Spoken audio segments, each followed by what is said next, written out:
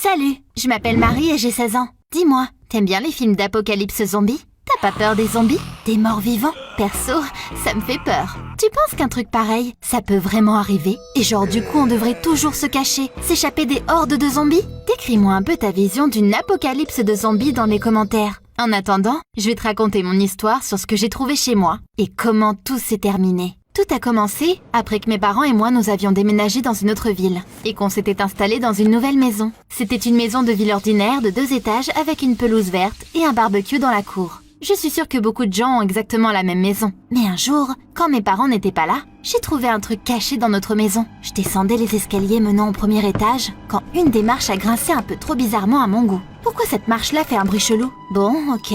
Normalement, je n'y aurais pas prêté attention, mais là, je m'ennuyais. Donc j'ai décidé de regarder ce qui n'allait pas. J'ai examiné cette fameuse marche et j'ai compris qu'elle n'était pas bien fixée et qu'elle pouvait bouger. Il y avait une toute petite poignée discrète sur le côté. Je l'ai tirée et une partie de l'escalier s'est ouverte, comme une porte. Waouh! Sous les escaliers, il y avait une petite pièce cachée. J'ai cherché l'interrupteur pour l'éclairage. Ce que j'y ai vu m'a fait trop peur au début. Il y avait des outils assez effrayants et des images sur les murs, comme dans un manuel d'anatomie. Et il y avait un costume dans le coin. Il était couvert de pointes et de chaînes. C'est quoi tout ça? Ça sert à quoi? Quand la peur est passée, progressivement, je suis rentrée dans l'espace sous l'escalier et j'ai commencé à tout regarder attentivement. De près, c'était pas si effrayant au final. En vrai, ce petit endroit secret ressemblait à l'antre d'un fan de zombies. Il y avait plein de boîtes avec des BD sur les zombies. Et moi, je kiffe les BD. Je suis donc restée sous l'escalier pour les lire, jusqu'au soir, quand mes parents sont revenus. Depuis, c'est devenu mon petit espace personnel. Je me cachais dedans, profitant de la solitude et des bandes dessinées. À un moment donné, je me suis même dit que ça serait stylé si une apocalypse de zombies arrivait vraiment,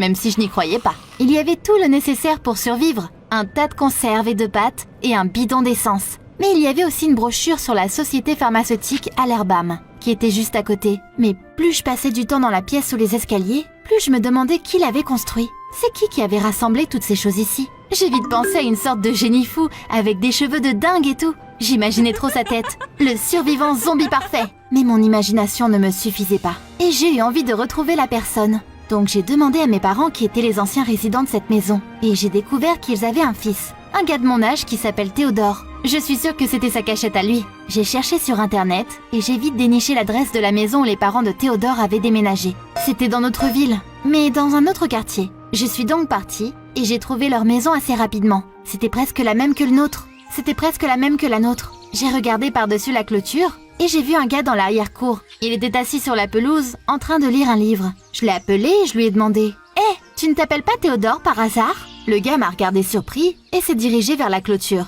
Ouais, c'est moi. Et toi, t'es qui? Il était plutôt beau gosse, avec des yeux tristes et intelligents. Il ne ressemblait pas trop aux fans de zombies fous que j'avais imaginé. J'ai dit à Théodore que je m'appelais Marie et que je vivais dans leur ancienne maison et que je voulais juste rencontrer les anciens habitants. Il m'a souri et a dit que c'était très gentil de ma part. Il m'a présenté ses parents, qui étaient très gentils. On a bu du thé ensemble et on a bien bavardé. Mais je n'ai rien dit sur la pièce secrète sous les escaliers, juste au cas où.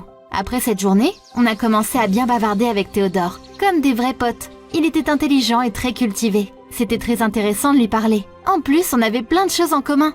Par exemple, on kiffait tous les deux les BD. Et on pouvait passer des heures à discuter des aventures des super-héros. Donc une fois, on parlait tranquillement et je lui ai demandé « Hé Théo, les BD de zombies dans la pièce sous les escaliers, elles sont pas à toi ?» Il a réfléchi, puis m'a dit qu'il ne s'en souvenait pas. Bizarre, non? Après tout, j'étais sûre que c'était lui qui avait fait cette pièce secrète. Donc un jour, quand mes parents n'étaient pas à la maison, je l'ai invité chez nous. Je lui ai dit que j'avais une surprise pour lui. Donc une fois qu'il était là, je lui ai montré la pièce sous les escaliers. Théo était vraiment surpris, comme s'il la voyait pour la première fois. J'ai allumé la lumière. Quand il a vu tout ce qu'il y avait, il a dit « Waouh, mais c'est tellement stylé !» Il a tout regardé. Je ne comprenais toujours pas pourquoi le gars ne se souvenait de rien. Ou peut-être que ce n'était pas lui qui avait fait cette pièce au final. Mais mes doutes ont rapidement disparu quand Théo a dit « Ah mais si, je crois que je me souviens. Ce sont mes BD. Ça fait tellement longtemps que je ne les ai pas vues celles-là. » Donc on a commencé à lire des histoires de zombies ensemble. C'était tellement génial qu'on n'a même pas remarqué que mes parents étaient rentrés à la maison. Bien sûr, ils ne nous ont pas trouvés dans notre cachette. Et on est resté dans ma pièce secrète pendant des heures, à rigoler doucement. Mais enfin bref, on a commencé à passer de plus en plus de temps dans notre abri anti-apocalypse zombie. Il s'est enfin souvenu de tout. Comment il a rassemblé toutes ces choses, comment il a passé du temps ici. Il a même parlé d'une théorie de complot sur laquelle il enquêtait. C'était à propos de la société pharmaceutique Allerbam, située dans notre ville. Théo avait découvert qu'il faisait des recherches secrètes là-bas et se préparait à sortir un nouveau médicament qui transformerait tout le monde en zombie.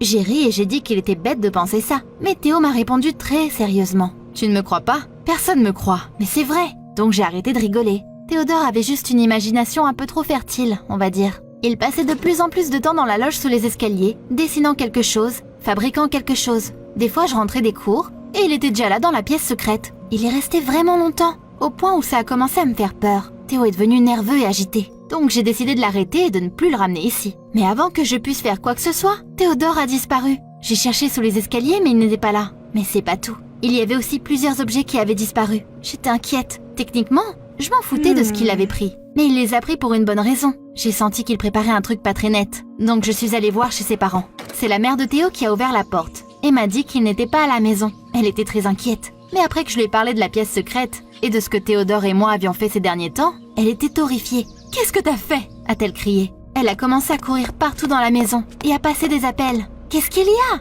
lui ai-je demandé, surprise. Et puis elle m'a raconté une histoire horrible sur son fils. En fait, quand ils habitaient encore dans leur ancienne maison, il avait trouvé cette pièce sous les escaliers et il s'était fait une petite cachette. Au début, ses parents ne disaient rien. Théo a toujours aimé les bandes dessinées et surtout celles sur les zombies. Donc il avait monté un petit fan club là-bas. Au début, il n'y avait pas de problème. Mais avec le temps, il est devenu obsédé par l'idée d'une apocalypse zombie. Et quand il est finalement devenu vraiment fou, il a pris un bidon d'essence et s'est rendu dans le bâtiment de la société Allerbam pour y mettre feu.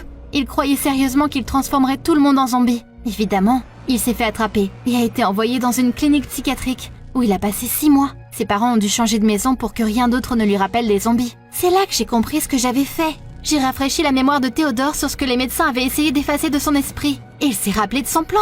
Et il fallait l'arrêter très très vite. La mère de Théo et moi sommes montés dans la voiture et on est partis à la société pharmaceutique. Bien sûr, il était là et avait encore essayé de faire quelque chose de stupide. Maintenant, il était exactement comme je l'avais imaginé au début. Des cheveux dans tous les sens, des yeux sauvages. J'avais peur, mais j'ai quand même crié. « Théo, arrête, ne fais pas ça !» Mais il m'a juste répondu. « Tu ne comprends pas. Bientôt, ils vont sortir un nouveau médicament et tout le monde deviendra un zombie. » La mère de Théo a aussi essayé de le dissuader, mais il ne voulait pas écouter. Je ne peux pas imaginer comment ça se serait terminé si la police n'était pas arrivée pour calmer Théo. Il criait pour qu'on le libère, mais la police l'a mis dans une voiture et l'a emmené. Quand il n'y avait plus personne, la mère de Théo est venue vers moi et m'a dit en pleurant « Je t'interdis de t'approcher de mon fils. Tu m'entends? Sinon tu vas voir. Tu vas aller en justice. » Elle est partie et je suis restée là pendant un long moment, en me demandant ce qu'il venait de m'arriver. Évidemment, je n'irai pas voir Théo, après tout ce que j'avais appris sur lui. Mais comment ça se fait que je n'ai pas vu plus tôt qu'il était fou? Quand je suis rentrée à la maison, j'ai décidé d'en finir et de jeter tous les trucs de zombies. Je pourrais même le vendre en ligne à des fans comme Théo. Puis j'ai vu quelque chose dans le fil d'actualité sur mon téléphone. La société pharmaceutique Allerbam, après de longues recherches, sort enfin un nouveau médicament. Quoi? J'ai eu la tête qui tourne. Non, quand même pas. Ça ne peut pas être ça. Mais imagine, si Théo avait raison. Je ne crois pas à une apocalypse zombie. Mais j'ai quand même décidé de ne pas dégager la pièce sous les escaliers tout de suite. Tu penses que Théo va bien? Ça se trouve, c'est nous les fous. Et peut-être on ne voit pas où le monde va. Partage mon histoire, parce que je ne sais pas quoi faire, moi.